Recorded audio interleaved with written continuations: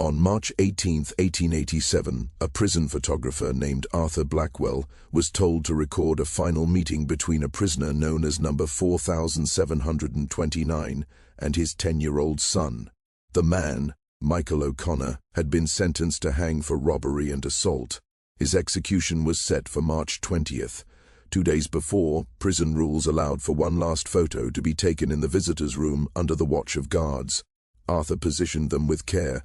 Michael sat down while his son Daniel stood next to him, their hands gripped together. The camera took 8 seconds to capture the image. Exactly 72 hours later, Michael O'Connor was executed at Newgate Prison. Daniel held onto that photograph for 63 years. In 2019, when the Museum of Criminal Justice digitally cleaned the image, a researcher named Dr. James Fletcher zoomed in on it to 10,000%. What he found made him call legal historians right away, because the photo had caught something that changed everything about Michael O'Connor's case. Hidden in plain sight for over 130 years was proof that he had been telling the truth the whole time. This is a story about justice that came too late, hidden innocence, and a son who never stopped believing in his father. Michael O'Connor was never meant to be a criminal. He was born in County Cork, Ireland, in 1849, during the terrible years of the Great Famine. His family moved to London when he was 6 years old. They were part of a wave of Irish refugees running from hunger, and they settled in Whitechapel. Michael's father worked at the docks and his mother washed clothes. Michael grew up speaking English with a strong Irish accent that made people see him as poor and suspicious, but he worked very hard. At 14, he started learning to be a carpenter. By 25, he had his own shop. By 30, he was married to Ellen Murphy, and they had 2 children, Daniel, born in 1877, and Mary, born in 1880. The O'Connors were not rich, but they were honest. Michael paid his rent, went to church every Sunday, and his children were well fed and learning to read. Then on January 15, 1887, their lives fell apart. Lord Edmund Hartley, a wealthy man, was attacked in his carriage on a foggy night near Spitalfields. Someone broke the window, hit Lord Hartley in the face, and stole a bag with £60 and important papers. Lord Hartley had a broken bone in his face and bad bruises. He told the police the attacker was an Irishman with a carpenter's hands and tools in his coat. The next day, police arrested Michael O'Connor. The evidence looked bad. He was Irish, he was a carpenter. He had been in that area that evening delivering a cabinet to a client. Most importantly, Lord Hartley pointed him out in a lineup. Michael's defense was simple, it wasn't him. He said he finished his work at 7 and was home by 8. He said he never even saw Lord Hartley. But the woman he delivered to, Mrs. Thompson, couldn't remember the exact time. She said it was just dark. Michael had no other proof. His wife Ellen had been busy with the kids and hadn't checked the clock when he walked in. The trial lasted 3 days. The lawyers argued that Lord Hartley, a respected member of Parliament, must be right. They said Michael was Irish and poor, so he must have needed the money. Michael's lawyer was young and didn't argue very well. He tried to say the identification was shaky, but the jury didn't care. They took only 40 minutes to decide he was guilty. The judge, Harrison, showed no pity. He told Michael that his crime showed the worst tendencies of his kind and sentenced him to death. Ellen screamed in the courtroom while 10-year-old Daniel sat still, not realizing he would never see his father at home again. Michael was sent to Newgate Prison. At that time, hitting a rich person while stealing was a crime punishable by death. Michael kept saying he was innocent. Before the hanging, he was allowed one visit with his son. Ellen was too sick with grief to go, and little Mary was too young. So Daniel went with his Aunt Margaret.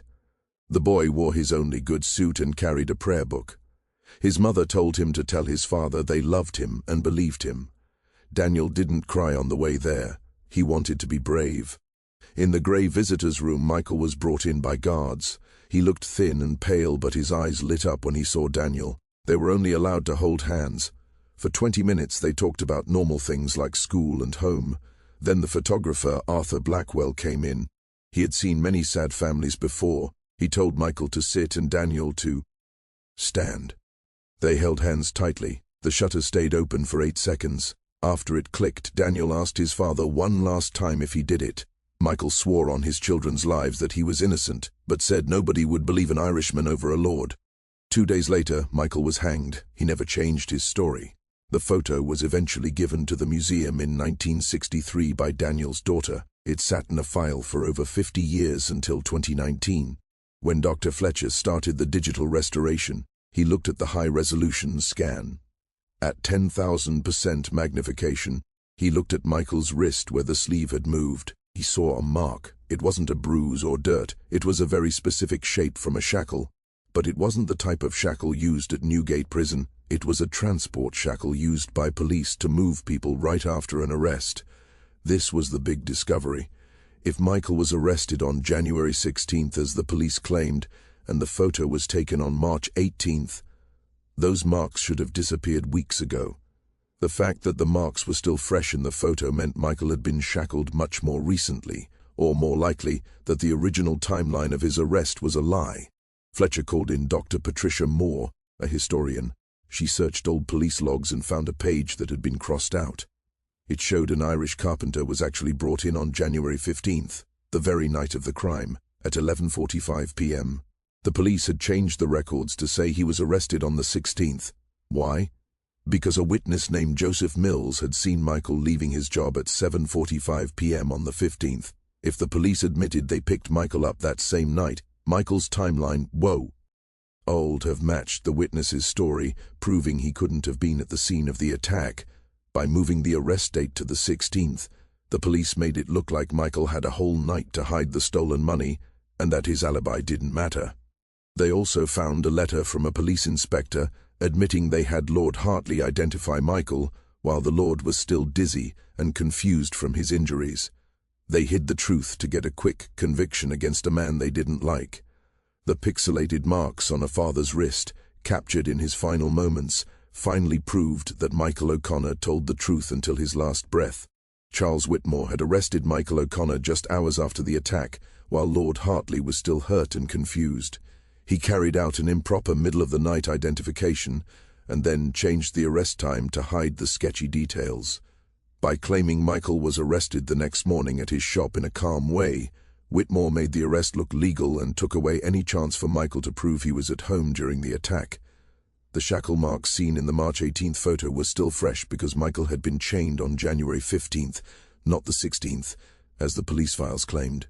The photograph, taken only as a final kindness by the prison, had caught proof that the police lied, that the arrest was wrong, and that Michael O'Connor's story had been ruined on purpose to get a conviction. Michael O'Connor had told the truth. He was at Mrs. Thompson's house during the attack and walked home afterward.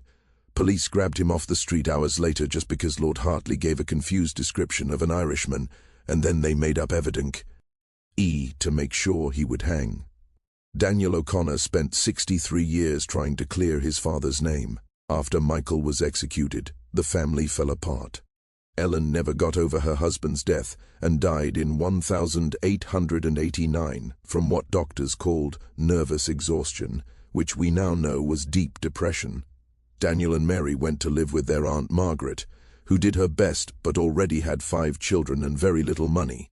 Daniel left school at age 12 to work as a printer's apprentice.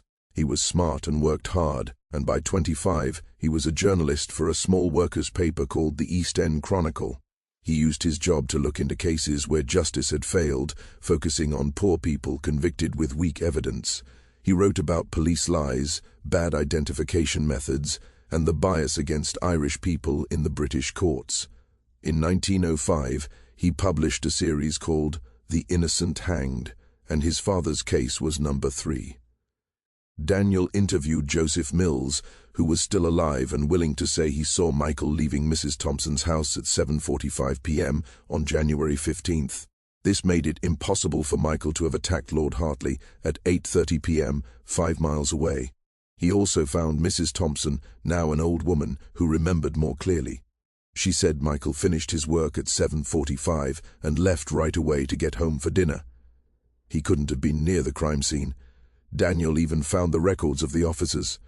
Constable Henderson, who had retired, admitted in 1906 that they grabbed O'Connor off the street on the 15th because the chief inspector told them the suspect was an Irish carpenter. Daniel took all this proof to the government in 1907 to ask for a pardon. the government ked at it for 6 months but said no. They admitted things were done wrong during the arrest, but they wouldn't overturn a jury's choice based on old memories. The real reason was that admitting Michael was innocent meant admitting the British justice system had murdered a man. It would also mean investigating Whitmore, who was now a respected retired man with powerful friends. The leaders preferred to let an innocent man stay guilty rather than admit the system failed. Daniel never stopped fighting. He wrote more, gave speeches, and talked to anyone who would listen. But Michael's name was never cleared while Daniel was alive. Daniel died in 1950 at age 73. In his last years, he told his daughter Catherine that he felt he had failed. He knew in his heart his father was innocent but couldn't prove it to the world. He hoped someone would find the proof later. Catherine kept the photo, the research, and all the family papers. In 2019, someone finally found that proof. Dr. Patricia Moore's report was published in a history journal under the title Shackle Marks and State Murder. It showed high-quality scans of the photo and analyzed the marks, the hidden police logs, and the buried witness stories. She concluded that Michael was a victim of a forced arrest, fake records, and illegal murder. The photo proved Michael was telling the truth. The story was picked up by major news outlets like the BBC. Soon, the whole country was talking about the failures of the old justice system. Catherine, Daniel's daughter, was 89 years old when she learned her grandfather was finally proven innocent. She told reporters through tears that her father hadn't failed after all. He had kept the truth alive until someone finally listened. In March 2020, exactly 133 years after the execution, the government gave a formal pardon. They admitted Michael was a victim of a terrible mistake and that he was innocent. It was the first time a 19th-century execution was pardoned because of photographic evidence. On March 20, 2020, a memorial was held where the old prison used to be. Catherine attended with 300 others, including historians and people from the Irish community. They unveiled a plaque for Michael O'Connor that called him innocent and vindicated by truth. Catherine placed white roses there, just as her father had done every year of his life. She whispered to her grandfather that everyone finally knew the truth. The photo now hangs in the Museum of Criminal Justice. It is displayed with the fake records and the proof of the police cover-up. The text under it says the image shows that truth can survive even when justice does not. It reminds us that we can't bring back the innocent, but we can honor them. Michael O'Connor held his son's hand for the last time in 1887 and died as a criminal 2 days later, but today he is known as a loving father and an innocent man. Daniel believed his father for 73 years, and in the end, the truth won.